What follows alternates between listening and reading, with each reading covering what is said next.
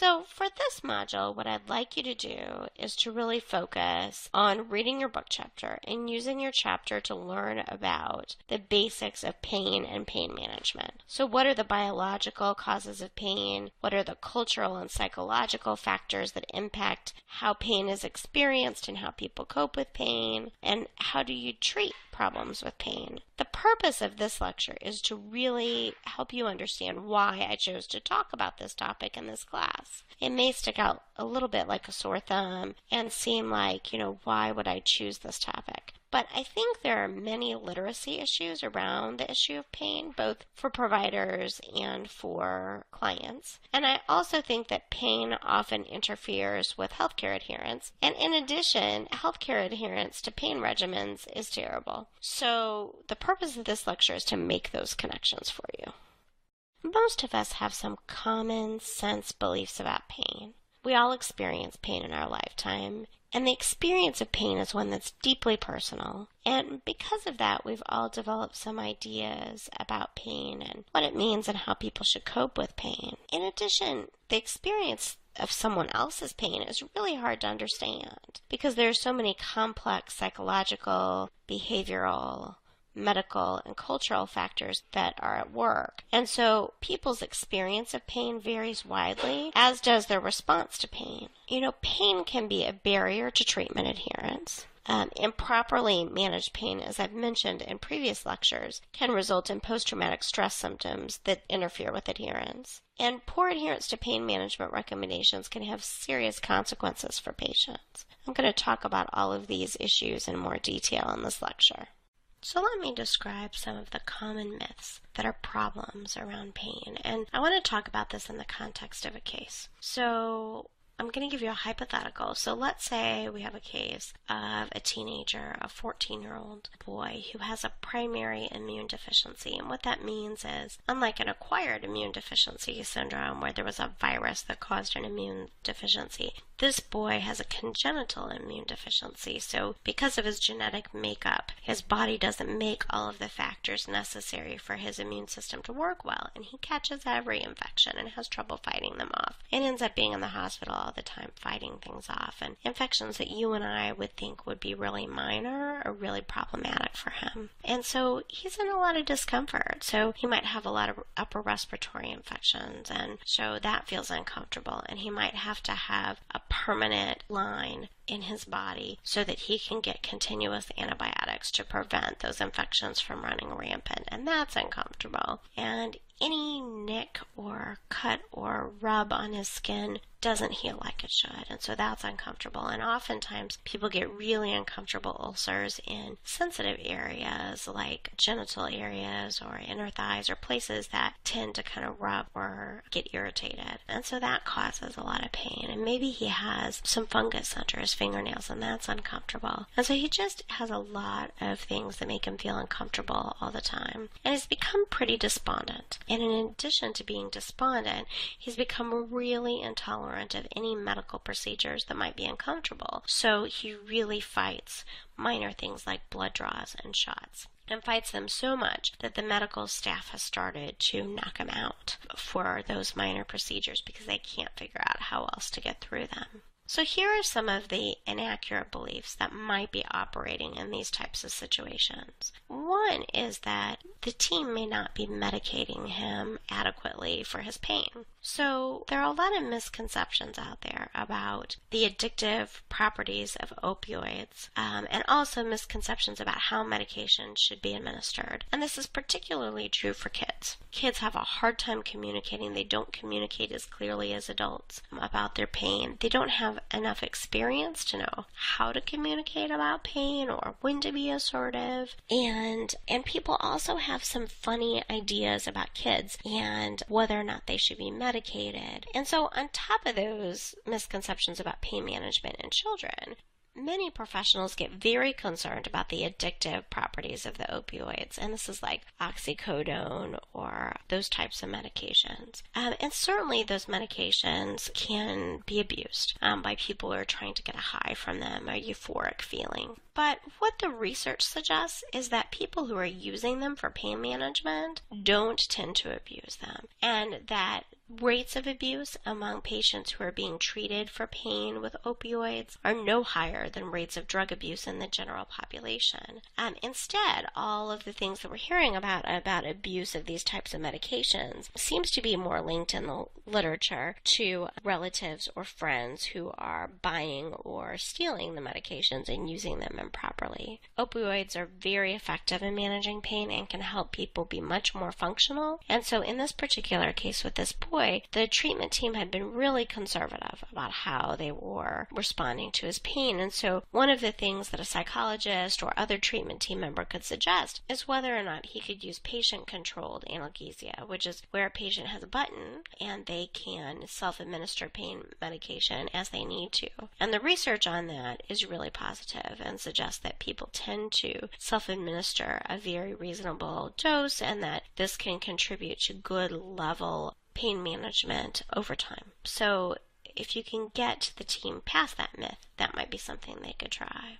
You know, another thing that often happens is people have these beliefs that you shouldn't move if movement causes discomfort. And there's some truth to that. That if you move and there's pain, that pain's trying to tell you something. However, there are times when movement is really important and in the long run can reduce discomfort. So for example, for this young man, movement might help him to not get so many ulcers because he wouldn't have pressure in the same places on his body. He'd get air to more areas of his body. And so it might hurt to move, but in the long run, it might be better for him. Another issue is that people often assume that only the weak experience severe pain, and certainly only the weak try to get treatment for their pain. And that if you pursue a psychological treatment for pain, like imagery or relaxation, that's proof that the pain was all in your head anyway. And it's really unfortunate because, first of all, when you read about pain gating theory, you'll see clearly that addressing psychological aspects of pain is really a biological intervention in a way. It's a way of getting your brain to focus on something else, which reduces pain. That doesn't mean the pain wasn't real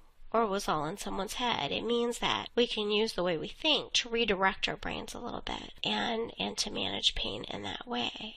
As a culture, we also tend to assume that people who are more reactive to pain are really overreacting. And so, as you know, there's a lot of variability in how much people react to pain. And so people may assume that this child is just being overreactive, that he's not really in that much pain and he's overreacting, and they may be reluctant to suggest that he do things like imagery and deep breathing and psychological treatment for pain because they may think that means it's all in his head. And what's troubling about that whole idea is that there's some research to suggest that the experience of pain can be influenced in multiple ways, and that one way it can be influenced is by early experiences with pain. So the early experiences with pain seem to trigger the strengthening of a neural network that then becomes hypersensitive, so that things that would cause you or I discomfort cause that neural circuit to go off as though this child was experiencing high levels of pain. This has been shown in premature infants, for example. You know, there are also other reasons people might be more or less reactive to pain. They might have to do with the level of stress they're under or the other medical problems they might be having. It can also be related to culture, to the way folks are brought up. So there are multiple aspects that can really cause people to be more or less reactive to pain, and it's important to recognize that.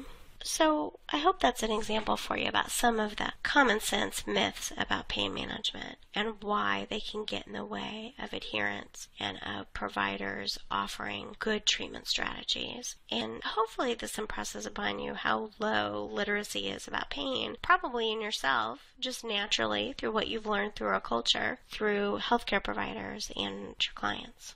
So as you can see in this particular example, poor literacy about pain and pain management among healthcare providers can lead to inadequate care. So things like poor pain management for the child in that particular example. It can also contribute to disparities in access to adequate pain management. So there's evidence that members of minority groups are less likely to get adequate pain assessment and management, along with children, folks with developmental disabilities, senior citizens, anyone who has trouble communicating writing about pain or has a pain response that isn't typical because of their medical concern. So, for example, kids with cerebral palsy, people really tend to underestimate the amount of pain that they're experiencing due to contractures in their musculature. And this is because they tend to have either a flat or restricted or unusual facial expressions, and so it's hard for people to know, especially if the child doesn't communicate verbally very well, that they're in pain. So poor literacy about pain management and pain control can contribute to those disparities in access to pain management. And, in addition, poor literacy among patients can reduce adherence to treatment and result in inadequate pain management. And this process where patients don't adhere to doctor recommendations around pain management has been shown to be a partial contributor to some of the disparities in healthcare around pain. I know I've talked about post-traumatic stress disorder in the past, and you may remember that post-traumatic stress symptoms occur when someone's really afraid that they're going to die or be really hurt. And pain really intensifies that experience. And a high level of pain really convinces people that they're going to die. If they're in enough pain, they may even wish to die. And it can contribute to a lot of fear that they're going to die or be seriously injured, and just kind of makes that whole experience more intense, so that people may really develop these intense flashbacks around medical situations that then cause them to avoid treatment in the future. So, some examples of this that have been really problematic in my experience have been kids with cancer, so that sometimes when kids with cancer have poor pain management, they become very traumatized by those experiences, and they may develop flashbacks or physiologic responses to being in a treatment room or being with a nurse or coming to the doctor's office that they didn't have before. And those kinds of symptoms can lead them to avoid doing things that they need to do for treatment. I think I mentioned in a prior lecture that there's a big problem with patients who come in from car accidents and are seen by an adult trauma service. And the adult trauma service may, at times, under-medicate kids because they're not used to working with kids. They don't really understand the situation. And then what happens is that you have a kid who's in a ton of pain and who can develop some PTSD symptoms as a result, and then have difficulty doing things like participating in their physical therapy because it triggers flashbacks and such a severe anxiety response. In addition to experiences where severe pain causes PTSD, pain is just a barrier to treatment adherence.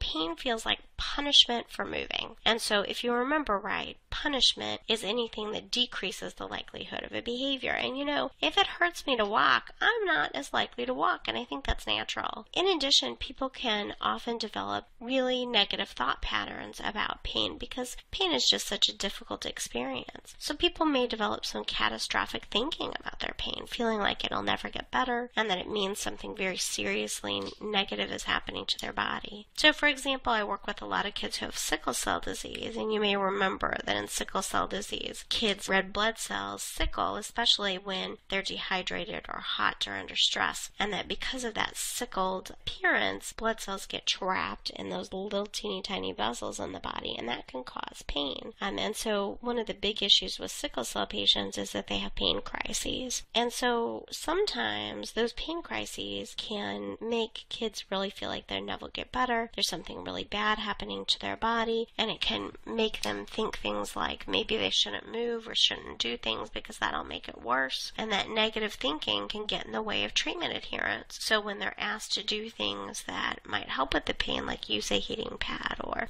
do some movement, the kids may be reluctant to do that because they have all these negative thoughts going on that are interfering. And finally, I talked about how improper treatment of pain can result in post-traumatic stress symptoms. Improper treatment of chronic pain can result in learned helplessness. And you may remember that the model for learned helplessness is Thorndike's cat, I think, or dog, that was in the cage where it got shocked no matter what it did. So no matter what it did, it got shocked, and there was no way to prevent getting shocked. And so eventually the animal just sat down and did nothing. Whereas an animal who had a lever that it could push that would work in reducing the shock did just fine and didn't develop that helplessness. Well, people can develop that helplessness too if they have chronic pain and it's not well managed and nothing they do seems to help and it's just bad all the time. Eventually they become helpless and feel like nothing they do will matter, and so why bother? And it can become very hard to get those patients to adhere to their treatments. So, as you can see, poor literacy about pain management and poor pain management itself can result in untreated pain. It can result in things like PTSD and learned helplessness that can get in the way of adhering to treatment regimens. But the question remains, why do we think it's bad? Why do we think it's bad to not treat pain? Aren't people who go without treatment for pain truly tough, and shouldn't we respect that? The reason that untreated pain is something that should be treated is that, pain limits mobility. It limits the ability to engage in everyday tasks, even for the toughest of people. Over time, people who have chronic pain show less overall strength, and their health often gets poorer. It makes it hard to concentrate. Pain impacts relationships, and it can increase anxiety and depression. And the increase in anxiety and depression then fuels the cycle where pain feels more intense, and you get into this vicious cycle. So untreated pain has lots of implications for people's lives. So in summary, pain is a common experience. We're all going to experience at some point. We all know people who have experienced pain. And having pain can impact adherence to treatment recommendations. We might avoid doing things that our therapists or doctors tell us to do because it hurts. We might develop problems with post-traumatic stress symptoms or learned helplessness that make it hard to adhere. We can develop negative thinking about the pain that interferes with adherence. Treatment of pain is necessary because untreated pain can result in a variety of negative physical and mental health consequences, and inadequate treatment of pain can result in greater chronicity of pain and or PTSD symptoms. And on top of that, common myths about pain make it difficult for patients and providers to respond appropriately. So it's important for you to get a good sense of what pain is about, what pain management is about, so that you can teach your patients, address their misconceptions, and make sure that you are doing a good job of treating your patients in a way that minimizes their pain and makes it possible for them to engage in their everyday lives at a high level.